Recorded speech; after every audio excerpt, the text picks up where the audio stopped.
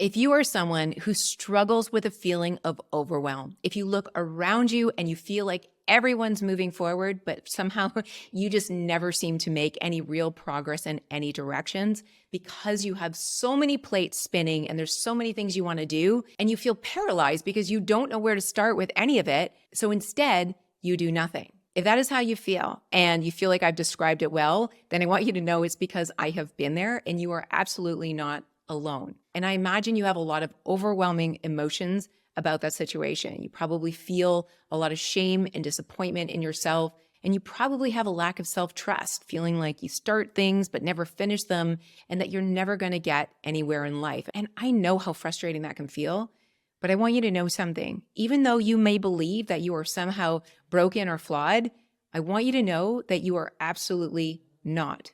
Your brain was simply designed for a world that we do not live in. We live in a world that is very linear. Step 1, 2, 3, and you're done. And if you can live your life that way, then you'll probably succeed. But if you don't live your life that way and that doesn't feel natural to you, then I want you to know that there is a way that you can manage your life, that it does work for your brain. And it starts with changing your mindset about how you feel about yourself. Because if you go through life thinking that you're somehow flawed or broken, that is exactly what you will continue to create for yourself. But the truth is, you are not flawed or broken. You are evolutionarily designed for a different kind of success. And that's what we're going to get into right now. So it starts by going back in human history, back to when we were hunter and gatherers. There is a theory about our busy brains that we were not the gatherers, the people who had picked the berries and any other sort of food sources that were laying around and kept things going on the homestead. We were the hunters. We were the ones that could go out and expel a great deal of energy to hunt down a kill. Our energy was used in sprints rather than day to day. We were not about doing the same thing over and over again, but we were highly attuned to the environment so that we could hunt down the prey and also not become prey. And then also expending a lot of energy when we actually did find our prey and hyper-focusing on doing what it is we do best in that moment. And then we would come back to our communities and we were able to relax and regenerate until it was time to go out and hyper-focus again. So that is the way our nervous systems are built. Now, the problem is that in modern day, we now get our food in a grocery store and our hyper-attuned nervous systems are focused on all of the other distractions that we have in front of us, from things that are perceived threats, like losing a job or a social situation, or maybe an election, anything that's either at the macro or micro level. And then also the things that are of interest to us, which is what we want to hunt down and achieve. So there are so many things bombarding our nervous system that it's no wonder that we feel that sense of overwhelm, and why there's so many plates spinning in the air and we don't even know where to start. Our nervous systems were not designed for this much distraction. So as a result, we end up in that place of overwhelm and procrastination and mental, physical exhaustion because we're trying to keep so many plates spinning in the air. So what you're probably wondering now is, well, that's great, Caren, but what do I do about that? Because I don't live in a cave in the Himalayas. I live in this modern day society. And what I want to share with you is not a one and done solution, but rather a practice that I want you to cultivate in your life. And that is managing your inputs to make sure that you're getting the very best on your outputs. And those are the things that you focus your precious time, energy, and resources on to see them through to completion and have the life that you want to live. So how do we do this? How do we manage our inputs to optimize our outputs? Well, the first most obvious thing is to take a realistic look at all of the inputs that you have in your life. You've got your family and your relationships, you've got your work, you've got everything you do outside of work. And then on top of that, you've got TV and social media and all of these things that are overwhelming your nervous system. If you are somebody who's a very linear thinker, you probably have a brain that's able to discern what's important and what's not important in terms of all these inputs. But if you have this highly sensitive nervous system and a busy brain, this is an area of weakness for you. So what you need to do is take extra responsibility about all of those inputs that are coming into your environment. Pay attention to what you bring into your environment. If it is not helpful for you, if it is distracting for you, if it drains your energy, if it makes you feel bad, stop it. You have the ability to discern what you take in and what you don't take in. And the better you get at discerning what your inputs are, the better you will be at actually discerning what's most important to you and following through on it. And that's when we get to the next step in this journey. Once you have managed your inputs coming in, then you want to look at everything that's already on your plate. And that is a really hard thing to do if you have ADHD or a busy brain, because prioritization is an executive function that we often struggle with. So it's hard for us to look at a bunch of things and be able to prioritize what's most important and what's least important. We can do it, but we need a framework to help us think through it. And that is why I designed Distraction Action, which is a productivity program specifically designed for busy, ambitious brains that actually want to do things and follow through with them, but they struggle with managing inputs and prioritizing things and making plans. So if you want to look into that, I will link it below, but hang with me because I want to give you a quick win right now. Now, here's a helpful framework for looking at everything you have in your life right now and prioritizing what's most important and what's least important. And that comes down to the concept of extrinsic versus intrinsic motivators.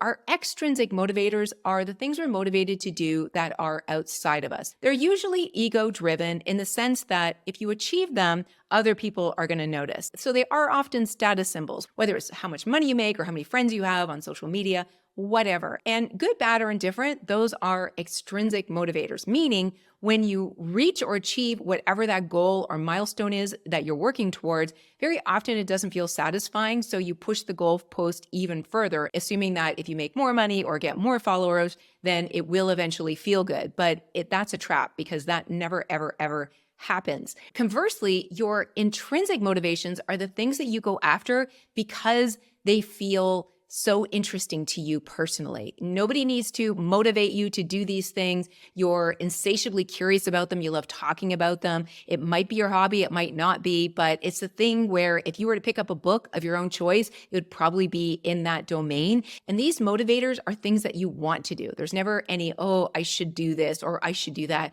These are the things you want to do and which you had more time for. And the truth is, if you have a busy, ambitious brain and a highly attuned nervous system, the more you can align your life towards these intrinsic motivations, the more easy it's going to feel, the more success you're going to have, the more you're going to follow through, and the less you're going to be distracted by all of these external measures. You are going to be a happier human being going after intrinsic motivations. Now, I am not suggesting that you need to burn your life down and start from scratch with these intrinsic motivations.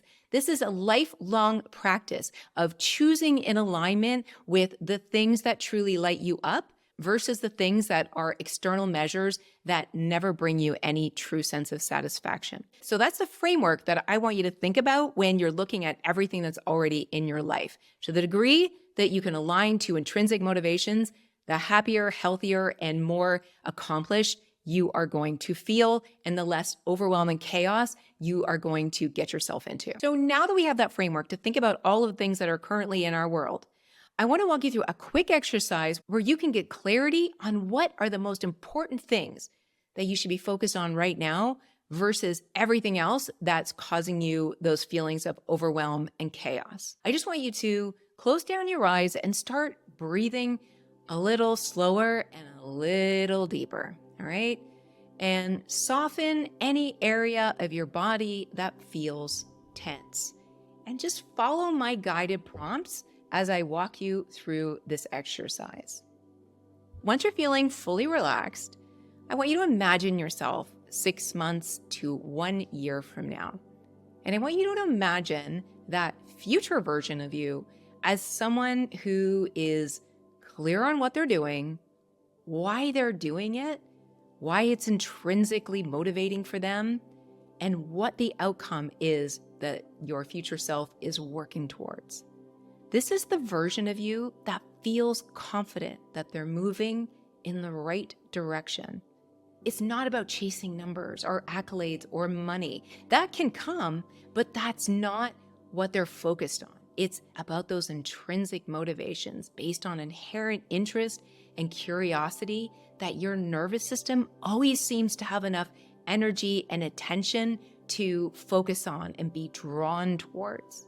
And because you're following those inherent curiosities, you don't struggle with procrastination and you never struggle to get started because getting started feels exciting or at least interesting, not overwhelming. So I want you to imagine what that version of you feels like in your body. And if your mind is trying to take you in a direction of, yeah, but I could never do that, I want you to just park it for a second because this is not a mind exercise. This is a feeling exercise. We want to be in our body. How would it feel in your body? Can you imagine what that would feel like? Would it feel like to be clear about what you're doing and why? And imagine what it would feel like if things got hard, but you still had the energy and focus to push through because you were so focused on the process and not the outcome.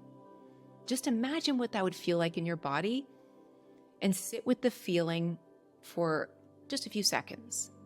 And as you're doing that, I'm going to give you a question to ask yourself and then let the answer come from your heart or your gut, not from your mind. So breathe into your belly, in your heart, and now ask yourself, what is the one thing in my life right now that if I focused on it, it would bring me as close as I could possibly get to that feeling of that future version of myself? What is the one thing? Have you got your answer? If you do, I want you to find a piece of pen and paper right now and write it down. Because let me tell you something, the limbic area of your brain will do its best to distort this idea immediately. And here's why. When you have too many things to focus on, you don't focus on anything. You stay stuck in procrastination. And when you stay stuck, your brain thinks you're safe.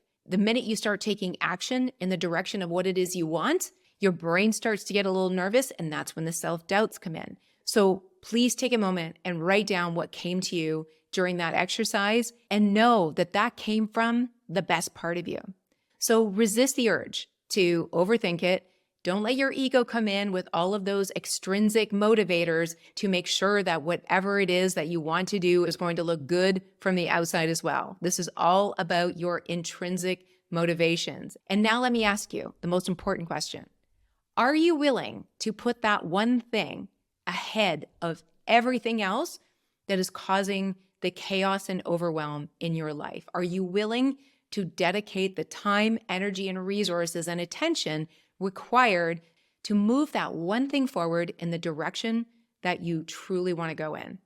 Are you willing to do that? And if the answer is a hell yes, then I am so pumped for you. Your next step is to create a plan of action that you will follow through. And if you feel confident to do that on your own, then we are done here. Go forth and prosper. But if you are someone who needs more support in terms of creating a plan that you will actually follow through with, then definitely check out Distraction Action, because that will help you hone in on what's most important and create a plan that aligns with your energy. Now, if you did not get clarity in that exercise, just go back and try it again, because what probably happened is that your brain got in there with your ego, putting in all of those external motivators that it thinks is most important rather than what's coming from inside, either your heart or your gut. And you can continue that practice as much as need be until you come up with that one thing that will move you towards that future version of yourself that you want to feel. So I hope this was helpful.